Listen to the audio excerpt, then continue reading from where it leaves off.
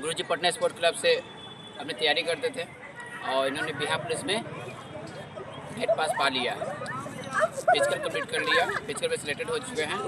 अब आय की रणनीति बस जो बचा है मेरिट का, मेरिट भी है का गारंटी है कि ये इनका मेरिट बन जाएगा, क्योंकि इनका जो हाई जंप था वो कितना था जी, 4 जंप था और रनिंग टाइमिंग 5 जो है ना, समझिए 40 नंबर रनिंग में मिल जाएगा। अब गोला कितना है, 18 गोला है, तो गोला यदि 18 है तो अब कितना ना 17 नंबर उसमें, और जंप में 17 नंबर, 34 नंबर और इसमें 40 नंबर, तो 74 नंबर में यदि मेरिट बनना रोक नहीं पाएगा कोई, आराम फिक्स है, बन जाएगा आराम से, है कि नहीं। तो अब आगे का अनुभव बताइए, वहाँ गए तो कैसा लगा, और यहाँ पे हमारे एकेडमी में कर रहे थे तो उस समय कैसा एहसास हुआ, उस समय दौड़ते थे तब क्या एकेडमी ज्वाइन और सामने से एकेडमी ज्वाइन करने से पहले मेरा जो टाइमिंग था, फर्स्ट जो ट्रायल हुआ था वीएन शर्मा में, तो उस समय मेरा लगा था 6:30 के बाद ही था। फिर सेकेंड जब हर वीक होता था हम लोग का ट्रायल, तो मंडे को होता था, तो फिर अगले सप्ताह में आया, तो फिर 6:15 के लमसम आया। फिर उसके बाद ऐसे ही होता था, फिर अगले वीक आया तो उसमें भी थोड़ा सा कम आया, बेनिफिट एकदम प्रोग्रेस हम लोग कर रहे थे बार बार। तो उसके बाद जब लास्ट मतलब कि हम लोग लास्ट ट्रायल जब यहाँ से दे के गए थे, तो मेरा टाइमिंग था 5:40 का लमसम था। और वहाँ पे जाने के बाद जब रनिंग करने लगे तो फील नहीं हो रहा था कि हम 1600 कंप्लीट कर ले, तुरंत राउंड कंप्लीट हो जाता।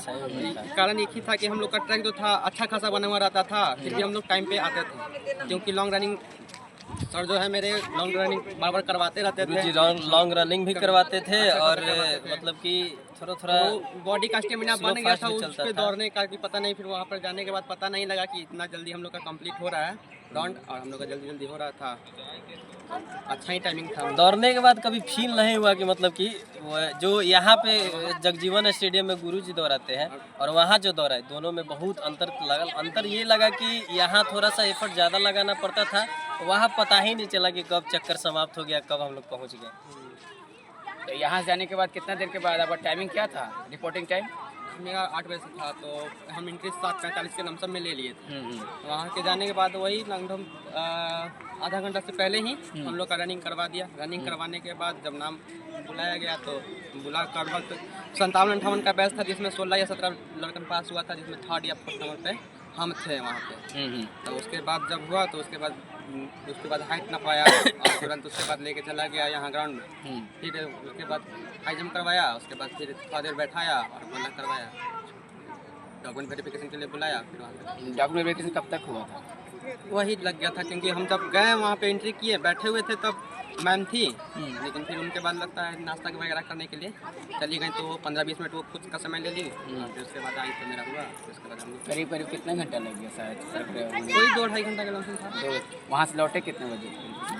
वही 1:30 बजते घर आ गया था। हम लोग का बीच में लंच हो गया था ना, इसके वजह से 4 घंटा लगा दिया, 4:10-15 तक छोड़ा था हम लोग को, वही खिलाने उलाने लगा था बीच में कि पूछने उछने। अच्छा, गोला फेंकने और जंप के बीच में कितना टाइम दिया गया था? वही 20-25 मिनट 20-25 मिनट मिल जाता है आराम करने के लिए, तो बहुत काफ़ी समय है। बच्चा सब लोग को बोला गया कि ज़्यादा रहता है, कैंडिडेट था, मतलब जैसे ही हम लोग 16-17 का बैच पास हुआ तो उसमें ग्रुप बन गया 3-4 को। हाँ, वही वो लेके अपना ग्रुप पर अलग अपना चला गया। जिसका हो रहा था तो बोली मैम कि बैठ के अपना पैरों हिलाते रहो, एक्सरसाइज वगैरह करते रहो, जंप करने में अच्छा बनेगा। हम लोग वही कर रहे थे। उसके बाद उन लोग का कंप्लीट हुआ, उसके बाद हम लोग करवाएं। काफ़ी समय लगा नहीं, अच्छा से हो गया सारा चीज़, है ना। और कहने का मतलब सेंस यही है कि अब आगे जो भी मतलब कैंडिडेट बचा हुआ है फिजिकल के लिए, उसको जो गुरुजी करा रहे हैं वो मन से कीजिए, दिल से ईमानदारी से कीजिए, गेट पास आएगा ही आएगा, ठीक है। और ये जो गोला फेंके जंप किए और उससे पहले रनिंग हुआ, तो रनिंग और जंप के बीच में कितना टाइम दिया था?